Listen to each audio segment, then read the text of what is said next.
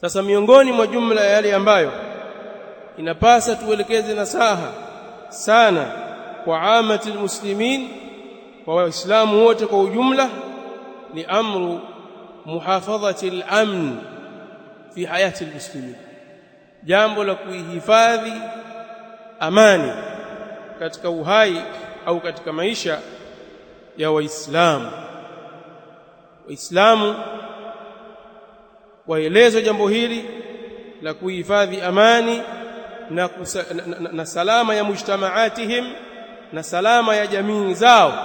kwa sababu al-amn min a'zami an-ni'am allati la yudriku qadraha illa man faqadaha. Amani ni katika mambo ambayo ni neema kubwa ya neema zote, yani katika neema kubwa alizotupa Allah jalla wa ala, miongoni mwa neema kubwa alizotupa Allah jalla wa ala ni neema ya amani, neema ambayo la yudriku qadraha illa man faqadaha, hawezi kudiriki nafasi yake, hawezi kudiriki nafasi ya amani isipokuwa yule ambaye ameikosa amani, hana amani katika mji wake. Huyu ndiye atakuwa anajua zaidi amani ni jambo gani.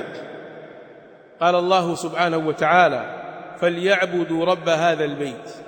alladhi at'amahum min ju'in wa amanahum min khawf, basi na wamwabudu rabb hadha albayt,